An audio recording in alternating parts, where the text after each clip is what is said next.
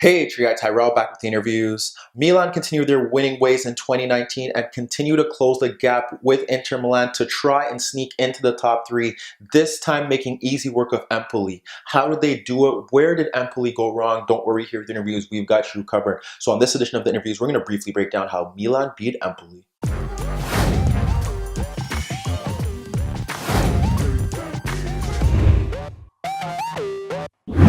So before we get into today's video, don't forget to give our video a thumbs up if you do enjoy it. The bell below does give you daily notifications regarding our organic, unfiltered soccer/footy analysis. And don't forget to subscribe to our channel. In today's video, we're going to break down the first half, see how both sides look to approach the game, where Empoli were kind of finding openings, and then get to Milan's key player and how they were able to create chances to see off Empoli. But first, let's get to the starting lineup. So we look at Milan 4-3-3. No real surprise here. Piątek up front with Çalhanoğlu and Castillejo stepping in for Suso, who was suspended. And in midfield, they went with Kessie, Bakayoko, and Paqueta. Then we move to Empoli, 3-5-2, Farias and Caputo up front. Out in the wider wing-back roles, Pascal and Di Lorenzo, and in midfield, Aqua, Benacer, and Krunic. So now let's get to the first half, see how both sides look to approach the game, and how Milan were able to see off Empoli. So when we look at Milan against Empoli, 4-3-3 against 3-5-2. Empoli here dropping off into a 5-3-2 without the ball,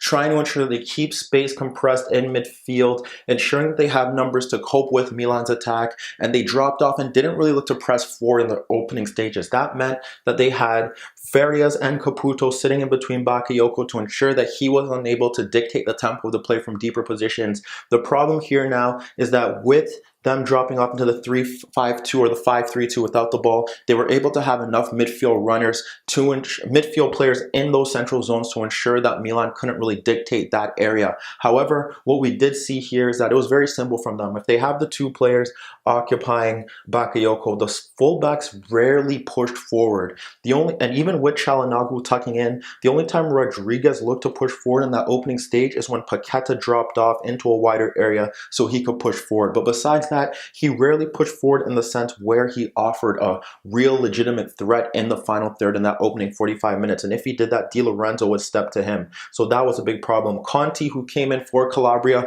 was also very conservative. And this meant that these two in Romagnoli and Musacchio had a lot of time on the ball. With that being said, Milan couldn't find any runners stepping into the positions that they needed to. Paqueta was often too high. And when he was too high, he was either narrow enough so that Aqua could step to him, and that would allow Di Lorenzo to push out into those positions to get to Rodriguez, or possibly step to Çalhanoğlu if he was deeper. The other problem here was that Kessie doesn't really offer you that threat in terms of breaking down defensive lines. He likes to play forward passes sometimes and charge forward into that right channel, but as the half wore on, we saw him dropping off a bit deeper into the midfield zone to try and get on the ball, which doesn't really help the case here unless he was trying to attract runners to him in Caputo or Farias so that they could get Bakayoko on the ball as well. So he wasn't really getting much done. And then in the left side, you had Castillejo varying his movement. Sometimes he'd be on the touchline looking to get the better of Pascal. Sometimes he would tuck in a bit narrow. But even when he dropped off deep, and it looked like he was playing somewhat of the Suso role, it seems to be a generic ploy from Gattuso, where he wants the right-sided player to drop off a bit deeper so runners could be dragged out, or so that he could pick the ball up and cut in, because that is exactly what happened. And Pascal tracked him every step of the way, but he was a dangerous player. We'll get to him in a bit. So we look at that, and we look at the Milan front line. Piątek not really getting much service, and one of the problems that Milan had here was that when you would look at their side, if Çalhanoğlu wasn't really tucked in, when he was tucked in, or if he held the width, sometimes you would see this. You would see three men occupying the Empoli center backs. You would see Castillejo there, Piątek, and Paqueta. Sometimes you'd see Castillejo out wide. You see Piątek. You'd see Piątek. You would see eventually Paqueta there, and you'd see Çalhanoğlu sometimes cutting in, sometimes moving into that space, occupying a center back. So they really made it easier for Empoli because they couldn't find passers into that space. The center backs weren't getting the balls into those areas, and like I said, Paqueta, who is probably their most likely player to pick up the ball and split lines with his quick passing, that didn't happen here, as he was often stuck up in advanced areas, and it made it very easy for them. When Milan shifted the ball out wide, it was also very simple because all it took was Aqua to step out, and then they were able to push men across the midfield line. Because Paqueta was often picked up, they could push runners to Çalhanoğlu, and you could keep Krunic on Kessie. If Krunic had to push out, then you could see Benacer push out into those areas, and you could have Aqua holding his position there. So they were able to hold numbers in midfield. They weren't really getting threatened in any real area down the flanks. And yes, Milan did have some chances that we'll get to in a bit, but that was kind of how they went about things, kind of lacking a counter-attacking threat, but they found the threat elsewhere. Milan, as they were trying to really push forward, you could kind of see what they were trying to do. Press from the front with the front three. If it was on goal kicks, front three to the center backs, they would push the shuttlers out into the wing backs to ensure that they had to force the ball long.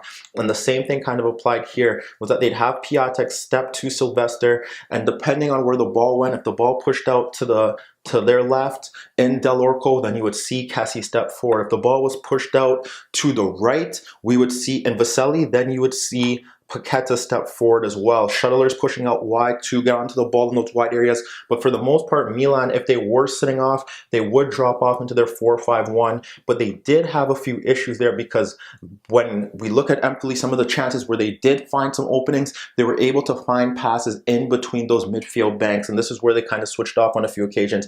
And it stemmed from Benacer dropping off a bit deeper. We look to one opportunity where you have Piątek near him, and he's able to push off, and he's able to slide a pass in between Kessie and Bakayoko for Krunic stepping into that space in behind him. In between, well, Krunic stepped into space between Kessie and Castillejo to get onto the ball. And as he did that, what you would see is Farias was also in space between the lines. So the pass is played there. He's able to make that run in, and he slides the ball out to Caputo, drifting out to the right-hand side as we see Castillejo trying to come back.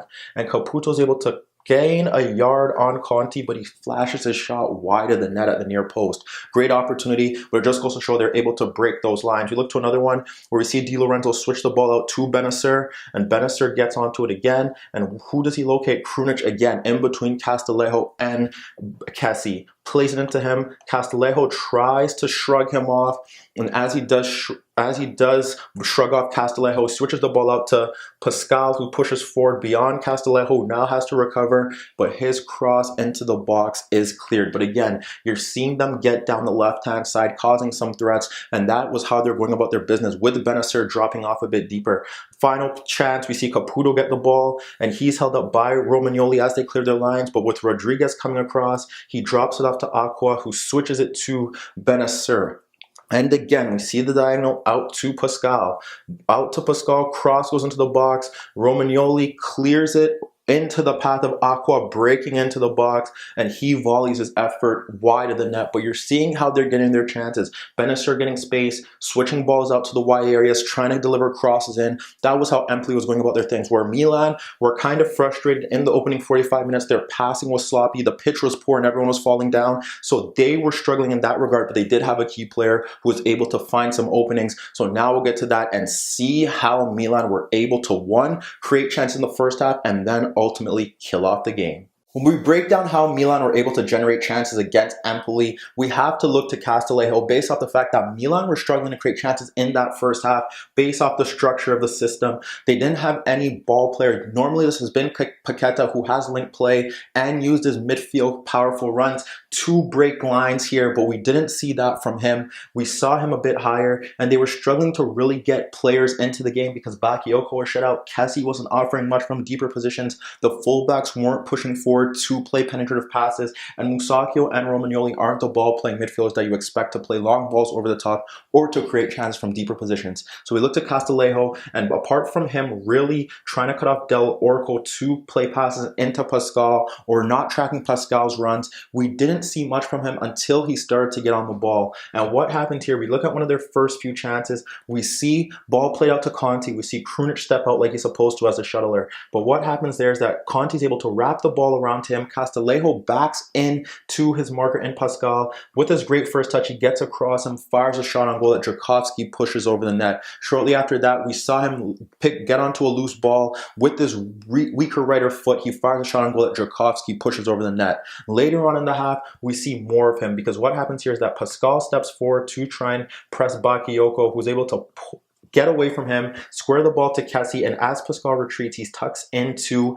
Castillejo, where Kessie plays the ball in. And as Kessie plays the ball into him, what we end up seeing is Kessie continues run into that right half space to get the ball back, but Benacer tracks it well, and Kessie takes his first touch to fire a shot on into the side netting, and that was where Milan were able to find their opportunities beside the offside chances. When we moved to the second half, we saw a bit of a change from Empoli, where they did drop off a bit deeper. There was less of a press on Bakayoko, and we also saw more of a change from Milan, who kind of pushed the fullbacks a bit forward, and that kind of helped what they were trying to do. But again, it was still all about Castillejo. Prior to the goal, we saw him on a few occasions get the ball out on that right-hand side with Pascal near him. We see Piątek try to drag out Del Orco, but Del Orco gets across to clear those lines. Shortly after that, we see it again. We see Kessie back into Del Orco, plays the ball into Kessie, tries to get the return ball in half space, but Kessie doesn't play the ball back, but eventually does win a corner kick. When we get to the build up to the goals,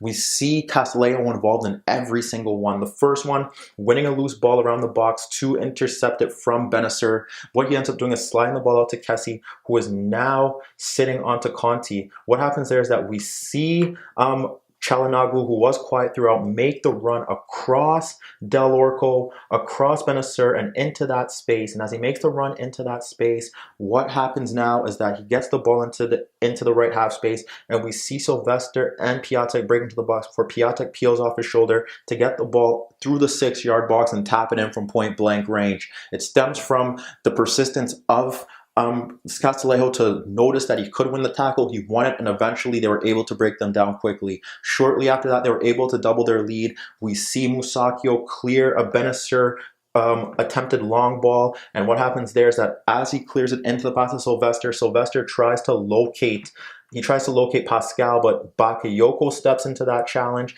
and he slides the ball out to Castillejo, who's able to skip past Pascal, skip past Krunic, and as he does that, we see Kessie breaking into space in between Del Orco and Benacer, and he makes that run in, but the ball is poked in between from Castillejo to Kessie, who breaks free on goal and chips the keeper to make it 2-0. We saw Bakayoko from a deeper position get away from Caputo, slide the ball out to Castillejo from deep, and he's able to cut in on Pascal again and fire a shot on goal that Jarkovsky has to push away. What Empoli could have done here is probably get Krunic to slide over a bit, and if they didn't want to do that, tinker with the system. Pull Caputo or Farias into that channel, make it more of a 5-4-1. You weren't offering much of a counterattacking threat anyways, but double up on that zone and then try to build slowly in transition. They didn't do that, and they eventually paid the price. We saw Lagumina and Yu-Chan step into the game. Yu-Chan was now kind of culpable for the final goal, as we saw Bakayoko again with space locate Conti in a higher position, and what happens there is that he locates Conti and he wraps the ball around Yu-Chan so Conti gets it. At this point, you have Castillejo sitting on Pascal, backing into him, but someone has to push out, and it's Pascal who pushes out. And as Pascal pushes out, now that leaves space for the marker in Castillejo to break free. Yu-Chan doesn't track his run. Del Orco doesn't read it. Ball played into him, and he's able to fire his effort at the near post past the keeper. All Castillejo involved in these chances, but let's not forget that Empoli did have their chances as well. Kessie and Farias slipping at half eventually sees Krunic break forward against the back four. With Castillejo not tracking the run of Pascal, he's able to push forward with Bakayoko coming across. Eventually, we see Krunic slide it out to Pascal, and we see Caputo make the run across Conti and across Musacchio to get into the box. As he does that, Pascal's cross falls to Caputo, who lays it off for Krunic. He fires a shot over the net. Shortly after that, we still see Benacer having an impact, sliding the ball in between Kessie and in between Castillejo for Krunic again, who was able to hold off Castillejo and slide the ball out to his marker in Pascal, who again breaks behind Castillejo, cross into the box, cleared by Musacchio. When we break this game down as a whole, Empoli's shape made sense and Milan's structure ensured that they were unable to create chances, but they were able to find chances in both halves with Benacer long balls and the fact that they could rely on Krunic to push forward, but they were unable to test Donnarumma. Whereas we look at Milan, although Castillejo was a defensive liability in the sense that you had Pascal pushing forward when he was on the ball, Empoli had no answer for him, and his direct play saw him beat markers, offer a bit of penetration, creativity, and some goals. So let me know what you guys think. Do you think Milan will finish in the top 4 this season? And what about Empoli? Where will they finish in the table? Meet me in the comments below. Don't forget I upload videos every day, and don't forget to subscribe to my channel. If you like this video, give it a thumbs up. And that was your daily dose of the interviews.